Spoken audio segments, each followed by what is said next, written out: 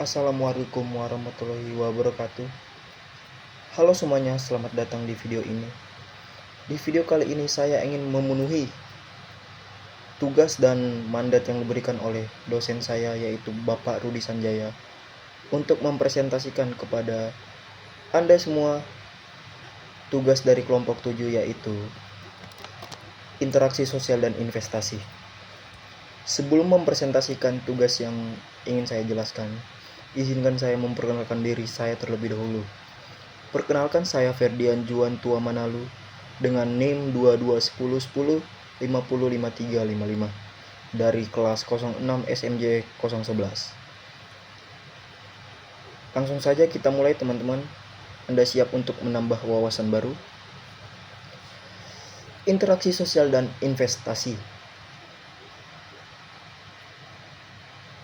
Pengertian dari interaksi sosial sendiri yaitu aksi untuk menjaga hubungan bisnis bersifat sukarela dan win-win solution. Win-win solution itu apa sih? Win-win solution adalah solusi yang terbaik dari interaksi yang sudah Anda dapatkan dari kedua belah pihak ataupun pihak yang Anda interaksi. Tanpa interaksi, sulit mencapai tujuan investasi dan keuntungan. Ciri-ciri interaksi sendiri yaitu, menurut Charles P. Lomis, interaksi melibatkan dua orang atau lebih, menggunakan simbol, terjadi dalam waktu tertentu, dan memiliki tujuan atau harapan. Sedangkan tujuan interaksi adalah, interaksi terjadi karena kesamaan tujuan seperti imitasi, identifikasi, sugesti, motivasi, simpati, dan empati. Bentuknya bermacam-macam, dari asosiatif hingga disosiatif. Next, ada dasar-dasar investasi di dalam bisnis. Definisi investasi adalah kegiatan menanamkan modal dengan tujuan untuk mendapatkan keuntungan di masa yang mendatang atau di masa depan yang ingin Anda cerahkan. Itu definisi dari investasi ya, teman-teman semua. Sedangkan jenis-jenis investasi sendiri ada dua. Yang pertama, investasi jangka pendek, dapat berubah tabungan, deposito, dan reksadana. Sedangkan investasi jangka panjang dapat berupa saham, obligasi, properti, dan emas.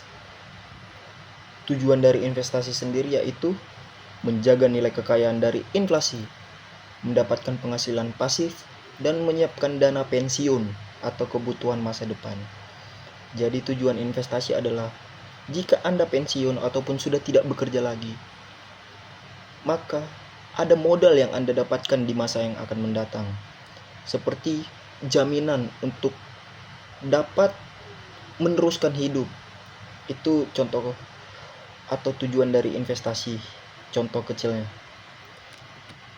Lalu next, ada implementasi interaksi sosial dalam investasi. Implementasi interaksi sosial dalam investasi ada 3, yaitu teori niat berperilaku, modal sosial, dan tipologi interaksi sosial. Perilaku manusia bersifat individual, didasarkan pada akal sehat dan informasi yang tersedia.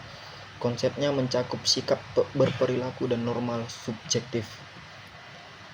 Langsung saja kita ke next, ada strategi perusahaan dalam interaksi sosial dan investasi.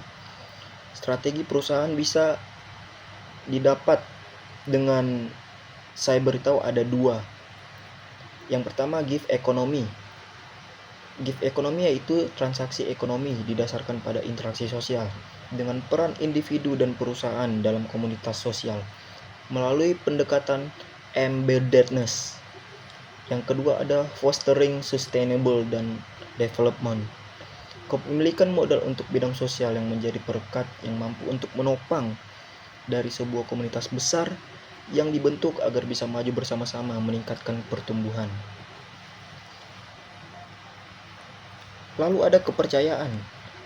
Kedekatan akan membuat hubungan ekonomi yang terjalin antara beberapa pihak yang sedang melakukan investasi akan membawa satu rasa saling percaya. Jadi gunanya strategi perusahaan dalam interaksi sosial dan investasi adalah untuk membangun kepercayaan Dan dari kepercayaan tersebut akan menghasilkan suatu investasi jangka panjang yang sangat berguna bagi diri kita ataupun interaksi orang yang sudah kita hubungi.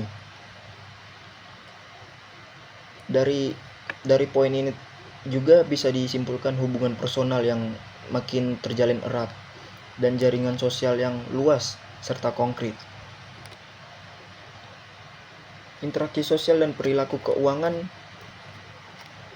ada dua ya teman-teman, yaitu herd behavior.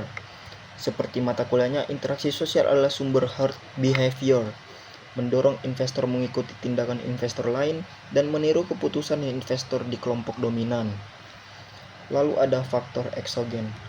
Perilaku keuangan dipengaruhi faktor endogen atau genetik dan eksogen atau interaksi sosial, budaya, dan gaya hidup atau regulasi.